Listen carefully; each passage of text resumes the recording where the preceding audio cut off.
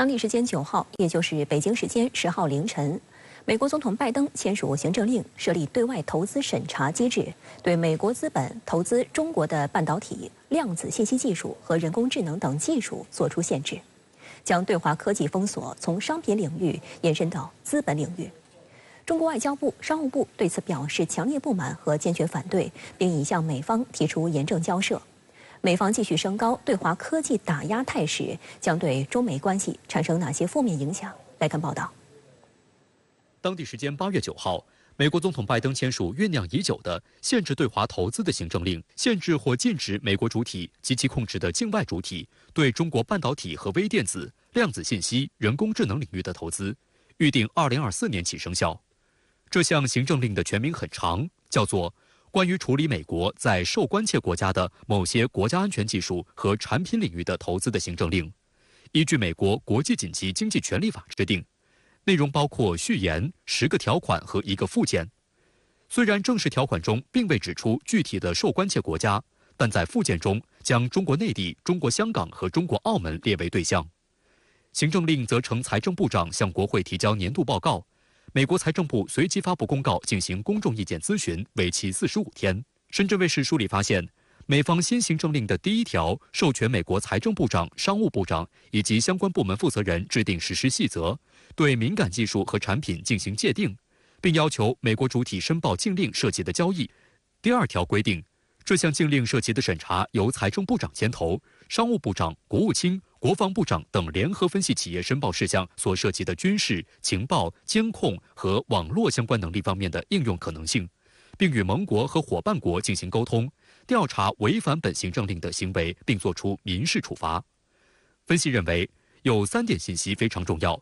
第一，这显示美财政部部长耶伦将是这项禁令的总负责人，而在此前，美国财长较少参与对华拉清单的项目，通常扮演对华唱红脸的角色。第二，由于国务卿和国防部等美国外交、防务部门的介入，审查范围将十分宽泛。换言之，企业申请获得批准的可能性将大大降低。第三，将美国的盟友和伙伴国列入禁令，将进一步放大寒蝉效应。值得注意的是，拜登还致信国会称，他宣布国家进入紧急状态，以应对中国等国家在敏感技术和产品方面不断进步的所谓威胁。由于细则尚未出台，美国舆论对这项行政令普遍感到疑惑。Couple things to watch for in this will be how long industry has to weigh in before the rule goes into effect, exactly which technologies end up being listed in this, and how or if the investment disclosures will be protected. 中国商务部发表声明强调，美方限制本国企业对外投资，打着去风险的幌子，在投资领域搞脱钩断链，严重背离美方一贯提倡的市场经济和公平竞争原则，影响企业正常经营决策，破坏国际经贸秩序，严重扰乱全球产业链供应链安全。中方对此表示严重关切，将保留采取措施的权利。中国外交部也发表声明指出，中方对美执意出台对华投资限制措施强烈不满，坚决反对，已向美方提出严正交涉。中方敦促美方切实履行拜登总统无意对华脱钩、无意阻挠中国经济发展的承诺，停止将经贸科技问题政治化、工具化、武器化，立即撤销错误决定，取消对华投资限制，为中美经贸合作创造良好环境。中方将密切关注有关动向，坚决维护自身权益。中国驻美大使馆发言人刘鹏宇表示，尽管中方一再表示深切关注，但美方仍继续实施新的投资限制，中方对此非常失望。刘鹏宇指出，中美经贸关系的本质是互利共赢的，双向投资是双边贸易的重要组成部分。要想方设法也要扩大我们的境外的投资主体的来源，应该通过各种渠道那么向美国各个层面的这个主体吧，包括商界、包括政府传递一个信号，就是说中美经贸关系的正常的发展不应该被美国政府这种所谓经贸议题安全化泛安全化和泛政治化这样一种错误的思维所绑架，那么敦促他们呢尽快能够回到一个正确的轨道上来。外界注意到，这份行政令将美国财长耶伦放到了舆论的焦点。7月初，他曾赴中国进行为期4天的访问。美国媒体爆料称，当时中方就升级对华科技打压一事对他当面提出抗议。因此，中国外交部在声明中强调，美方是执意签署。深圳卫视注意到，耶伦当时结束北京行程回到美国后，也对记者透露出一些信息。If we go forward with these, that they will be indeed very narrowly targeted. 此前多次表示要在今年夏季结束之前访华的美商务部长雷蒙多宣称，新行政令既希望与盟友合作，对中国高科技产业实现精准打击，又要维持其在华利益。You don't want the cut line to be so broad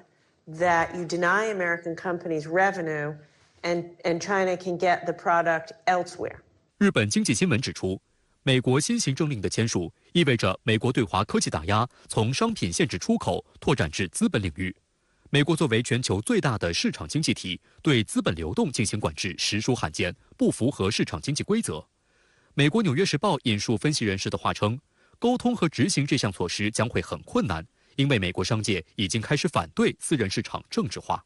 The way that I look at it is, Washington is not only trying to decouple the U.S.-China tech ecosystem, now it's trying to decouple the U.S. and China venture capital ecosystem. And I think this have gone too far. Because there is not just a national security angle, but also, quite frankly, a commercial angle, because the new technologies, including the ones that are covered by this executive order, which are going to be the subject of fairly intense competition on the economic front between the U.S. and China. So I think the broader message here is what has China, I think, a lot more concerned. 有美国金融界人士分析认为，这项行政令很有可能效仿美国外资投资委员会的机制框架。该委员会的主席由财政部长担任。此前，其主要审查对象是对美国关键领域的投资并购等，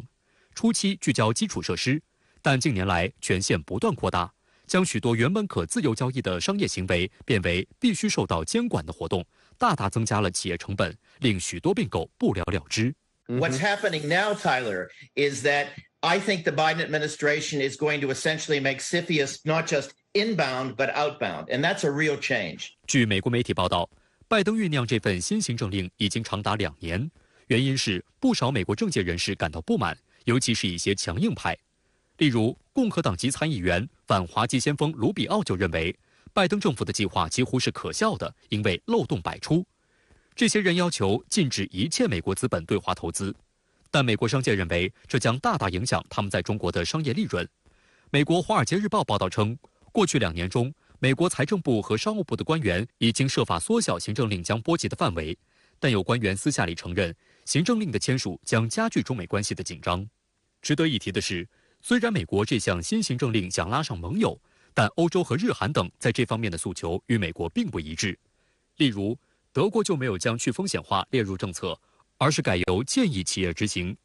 近期，一些媒体也在反思美国强推脱钩断链造成的损失。彭博社和德国经济周刊等报道称，近期欧美许多清洁能源行业遭遇重挫，成本大幅上涨，产供链面临断链威胁。原因就是此前欧美政策破坏了全球产供链。作为全球第2的金融中心，英国金融业巨头汇丰银行也呼吁该国政府不要在这方面跟进美国的措施。据英国《金融时报》报道，汇丰公司公共事务负责人古佩琴在一次私人活动上指责英国政府追随美国对华政策是软弱的。古佩琴表示，英国应该遵循自己的利益，而不是简单的接受美国的立场。欧洲相比起美国来讲，他更希望跟中国发展一种正常的、成熟的这个合作的关系啊。所以呢，我想这个欧洲国家啊，在接下来并不会完全跟随拜登政府的步调。中欧关系这样一个发展的趋势对我们是有利的，就是说我们要进一步的争取让欧洲这个强化他们的外交和战略自主性